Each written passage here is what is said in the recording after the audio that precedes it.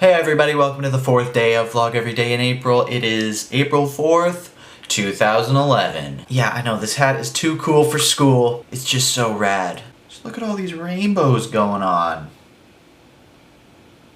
A lot of rainbows. I saw a comment on one of my previous VEDA videos that was saying I should talk about my favorite video games, and I thought that was a great idea. So today I'm going to talk about some of the most influential video games to me and some of my favorite video games of all time. I think it all started pretty young for me, and it was actually kind of a weird way I was introduced to video games, but my grandma actually, whenever I would go and visit, would love to play video games with me. She was really into like the old school original Legend of Zelda game and Mario Brothers and things like that. So she would play those games with me, and I think that's when I really got hooked. Yeah, so anyway, probably the very first game that I really fell in love with was The Legend of Zelda on NES. Also, of course, started to really like all the NES Mario games.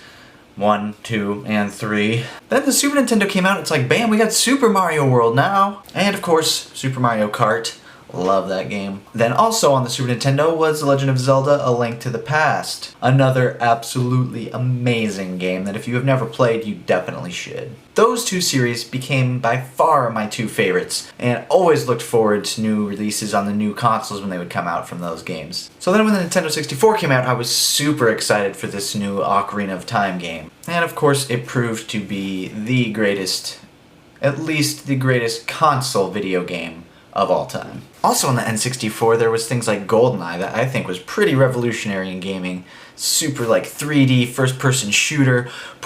You know, you carry around your gun and you just sniping people with a sniper rifle or throwing remote mines on a wall and then blowing them up when somebody walks by. So much fun. And kind of, not really, but kind of a sequel to that made by the same people was Perfect Dark, and that was another amazing game. And those first-person shooters then, of course, eventually led us to things like Halo, which I think is still one of the best first-person console shooter games. And oh man, so many hours playing that game. Oh, there were many a night where I would be up until the sun came up playing that game. Those were some of my first LAN parties where we just get like 4 TVs, 4 Xboxes set up and have people in different rooms, everybody scheming and strategizing and screaming during the battles. Good stuff. A system that I think kind of was not as good as it could have been was the GameCube. That actually had one of my favorite games also of all time called Metroid Prime. A lot of you probably know about Metroid and Super Metroid, but this game was another 3D shooter type of thing, but it was more of like the Zelda RPG-ish style of game too. So it was pretty cool to have kind of a new thing with the 3D first person and RPG all wrapped up into one game. Another game for the Xbox that was pretty amazing is Grand Theft Auto 3. I think that game was pretty revolutionary and has been, copied a lot ever since then. And of course they've made more sequels and things that are basically the same game, just slightly different layout and city and missions and stuff like that, but it's really fun. Oh, one game that I kind of forgot about that I probably played more than any other game almost in high school was the Tony Hawk games.